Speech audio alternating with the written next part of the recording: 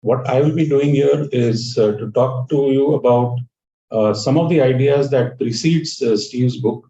So, what has been known about this broad theme, and and give some examples of what has happened in India to draw in line with whatever has been said in the literature on this broad theme. So that's the focus of my talk today. And then it will lead on to Steve's talk, where he'll talk about his book and some of the ideas in his book. So I need to share my screen.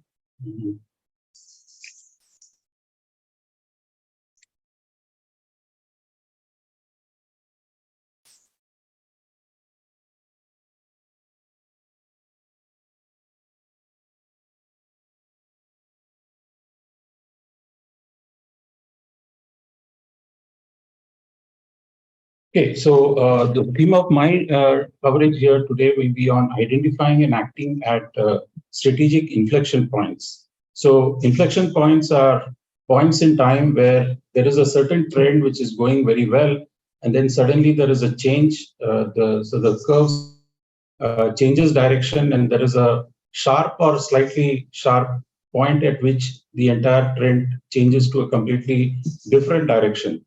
Now, why is that important? Because most of us, when we are running a business, we will be looking at the tomorrow looks like today or the day after looks like tomorrow. That's the sort of basis on which we typically run the business. But if there is an inflection point, there will be a sudden change, and some of the things that you are running currently will no longer work very well. So it's important to be able to identify an inflection point well before it happens, and then also act on it in such a way that we can take either advantage of the inflection point if it is possible to do so, or at least work towards avoiding the negative consequences of that inflection if it is going to hurt the business. So how does this a strategic inflection point actually requires you to make a fundamental change in the way you do business. Typically, if it's making a fundamental change in the way you do business, then it's an important inflection point. But of course, there may be inflection points that affect other businesses, but may not affect your business to that much extent. So some businesses may go along without any major change, but if there is a fundamental change required in the way you do business, that's an inflection point that is important for you to keep track of. Okay, so change is required. The fundamental change is actually required because some of the key assumptions of your earlier business model may no longer hold true. So there may be certain assumptions under which your business works or your business model works. The configuration that you have built for your business works on a certain basis, but that is an underlying assumption. For example, customers will buy my product, or customers will be willing to pay a certain amount for my product. There are some assumptions under which that business is built. But if those assumptions change because of the fundamental change that has happened, then the earlier business model may no longer hold as a good model anymore, and you might have to make a major change. So what are those changes which can impact that? So, for example, technology change is well known. If you have a major technology change, some of the products which use the old technology will no longer be viable, and so on. Regulation change can also do something similar. For example, regulation which is of high impact nature can change the price structure. It can change the places where you can sell your product. So some of these changes can be quite dramatic, have a dramatic impact on your business. Then there is change in user behavior. Now this is a little bit more subtle, but sometimes it can be quite dramatic also. So there are major changes, and I'll give you some examples of that, where the change in user behavior can completely ruin a particular business and create a completely new business sometimes. And then change in what customers value. So what you thought was valuable to customers in the past may no longer be valuable to them today. So again, some examples of that we will cover. So one of the questions you can ask when you are looking at whether there is a real inflection happening in your business is to ask the question, who is your key competitor?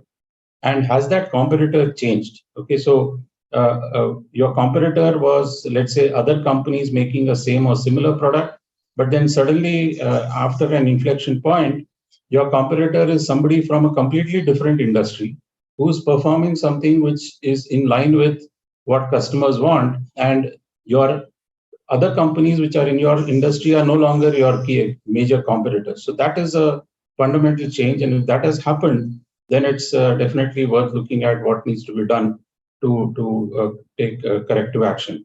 So recognizing an inflection point when it occurs is pretty tough.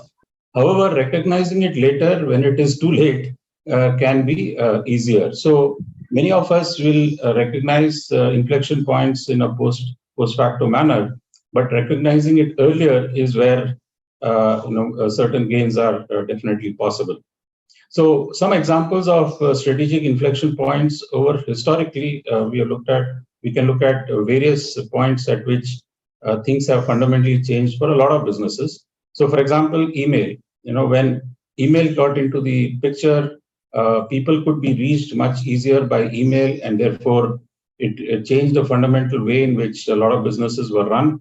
BlackBerry, for example, brought in this possibility of accessing your office emails, office correspondence, office files on the phone.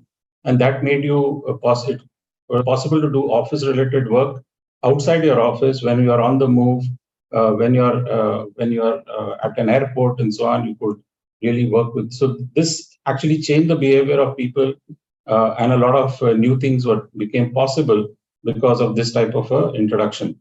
Then Amazon brought in the largest bookstore on earth. So it was possible for you to find a book somewhere on earth, and Amazon would probably have it on their list. But otherwise, it was so difficult to find books in the pre-Amazon period. It used to be, unless your bookstore had it, you had to scrounge around and find another bookstore which had the book, and it was a very tedious and long drawn out process to find rare to find books. But now it's become really very easy to find a book. If it's available, it will find its way to Amazon, and probably you will be able to buy it, if not in the same country, from some other country.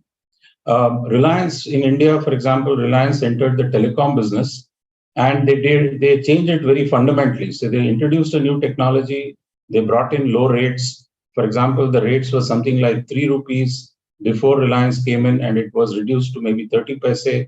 So about 1/10 of the previous rate. And as soon as that happened, cell phones became more accessible, usage increased. So there were some dramatic changes in the way people started using phones after this type of a major entry happened. WhatsApp is again a major technology which has come in, which allows you to chat with customers. And of course, we use it for personal reasons, but businesses are now able to access customers much more easily using WhatsApp. It's a much easier interface to work with.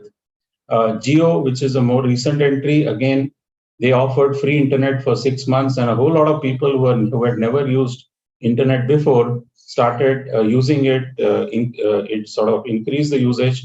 It also allowed Geo to actually robustly test their systems to make sure that they were geared up for very high levels of internet consumption. So they tested their systems, they gave internet for free, and both of these in coordination actually enabled a dramatic jump in the usage of the internet for various people who had not accessed it in the past.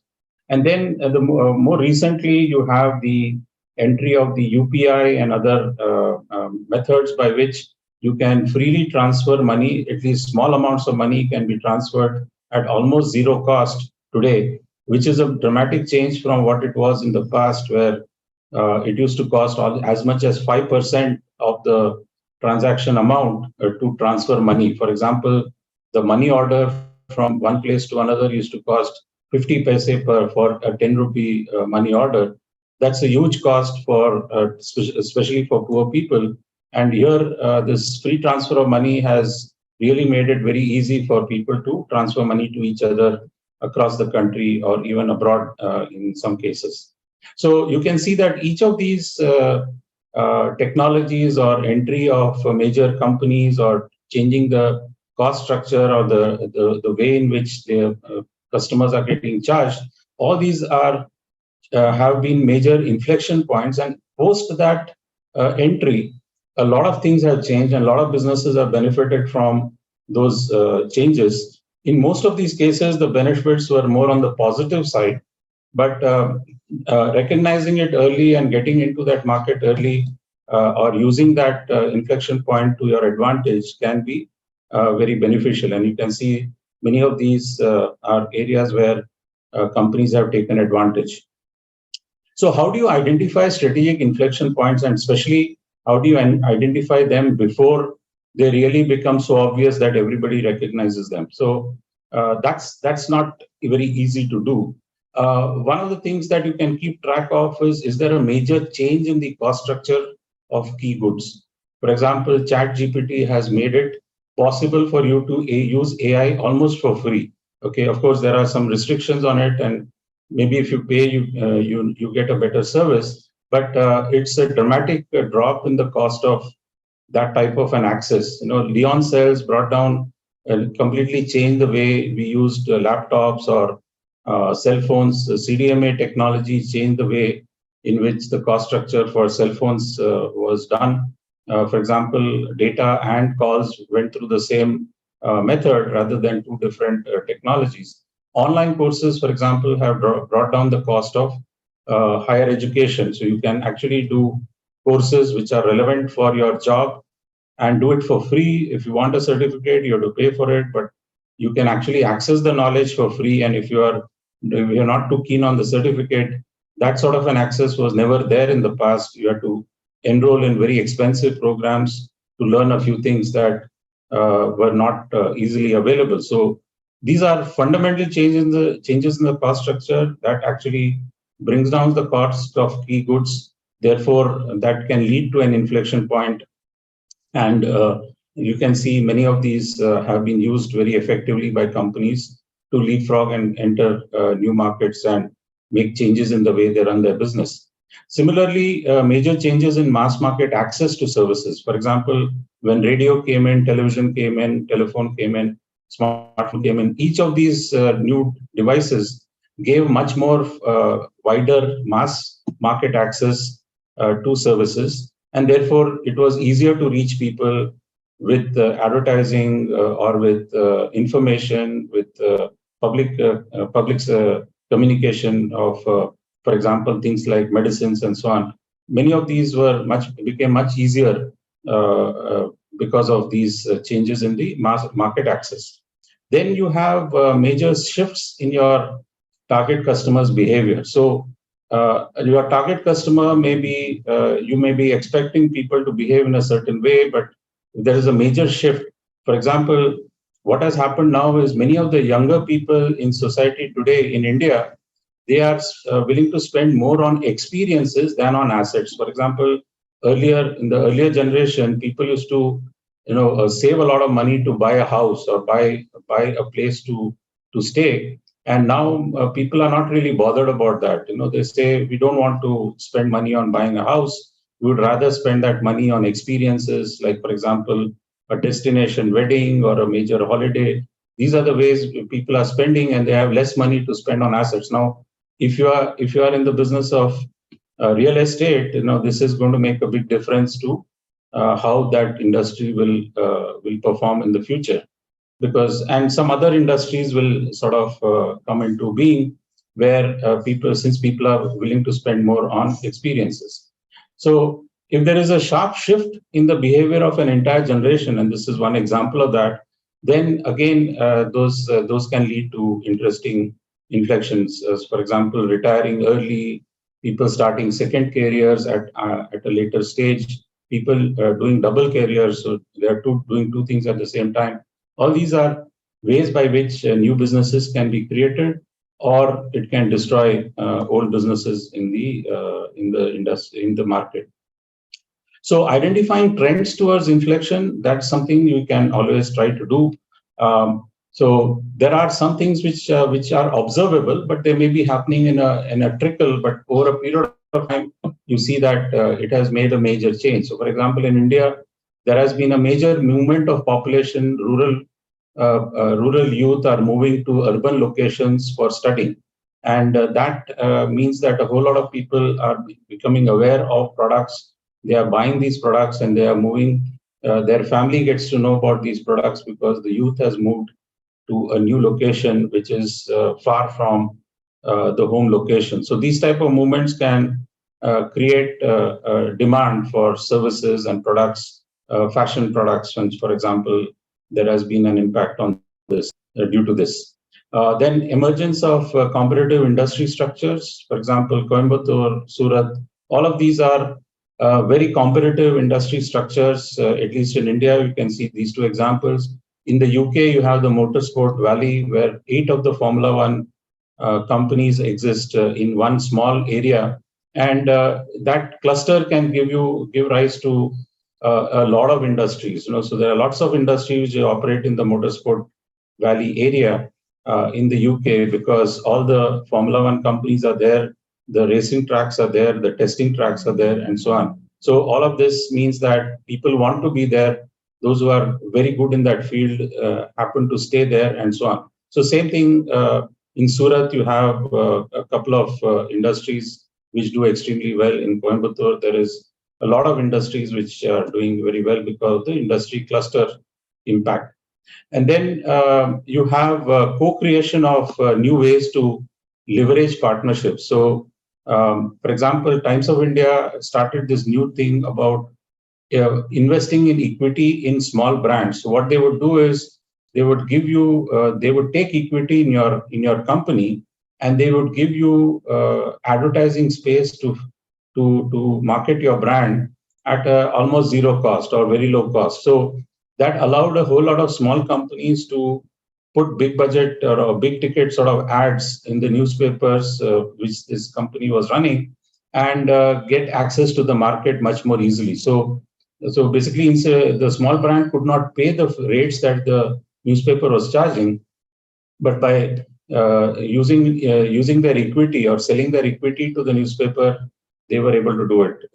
A very recent phenomena, very recent initiative taken from an Indian company, Tech Mahindra, is this global chess league. So here again, you find that it's a completely new format has been created for chess in the way that the IPL and other sports are being played. But there are some significant differences in the way this has been done. It has brought in a whole lot of companies to work together to contribute to this. And it also has helped the fact that a lot of chess players in India are doing very well in the international competition. So that has also generated a lot of interest in chess through this global chess league.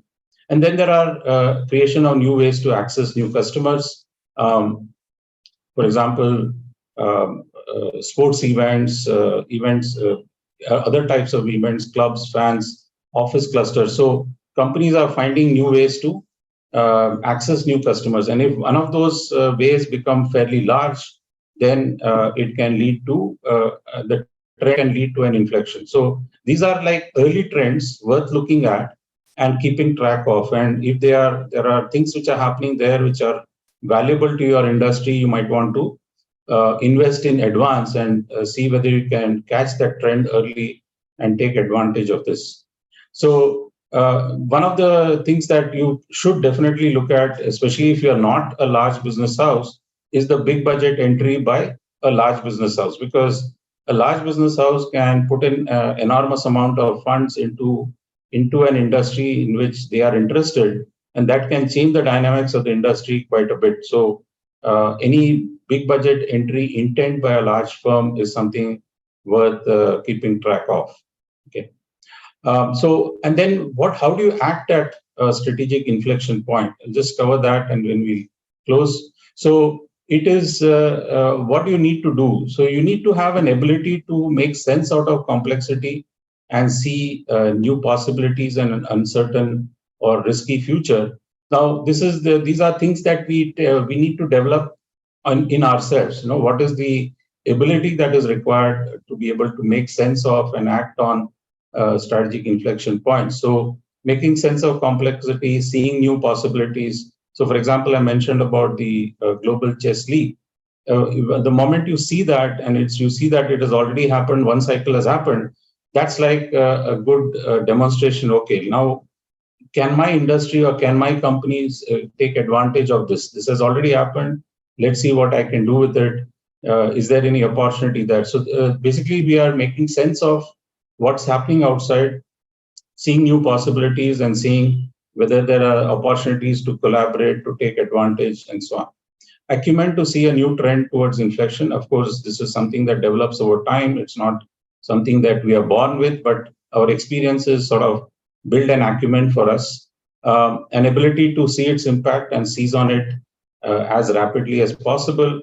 What is the impact of this new trend? For example, I mentioned about youth being more interested in experiences rather than in buying assets. That type of a trend, what can I do with it? Can I take it forward in some way? Can I use it for my business and so on?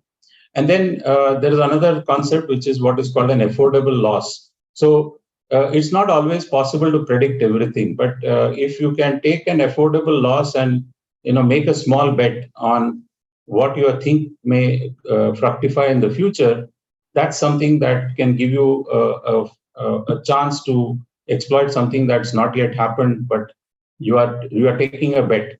So a lot of entrepreneurs use this approach, what is called an affordable loss approach. Basically, they say, I'm willing to put in, let's say, 10,000 rupees or 100,000 rupees in this activity, because even if I lose that money, I don't mind losing it. But if I learn something from this, I can take it forward and make it, a big deal. So that's the sort of an approach, because you may not have enough information to make that 10,000 investment or 100,000 investment with certainty of a return. But since it is a small amount, you say it's an affordable loss, we'll just go ahead with that. Then you have to have the ability to coordinate resources and partnerships, take opportunity of, advantage of an opportunity that you have seen early, especially if you have been able to make sense of what's happening in the environment, you can pick on that.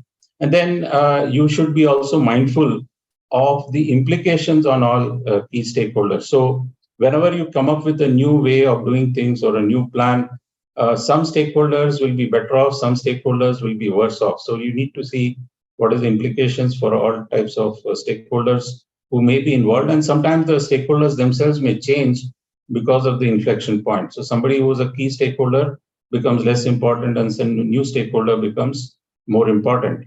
And therefore, what you overall need is a depth of understanding of different dimensions of the business opportunity that you have seen, and also being able to make sense of if things are going to go wrong or likely to go wrong. How do you change that, and how to take advantage of that change? But as you can see from whatever I've said in these slides, I see this inflection point more as an opportunity rather than as something that might lead to a loss or may lead to a disaster. More often than not, looking at an inflection point in advance and seeing how you can take advantage of it is the attitude that would actually probably pay dividends. Of course, you could take a pessimistic view and say, well, this is going to be a disaster for my business. But if you know it very much in advance, you may be able to see a way to prevent that from happening and maybe take advantage of it to do something slightly different. So I'll stop here and we'll proceed further later. Thank you.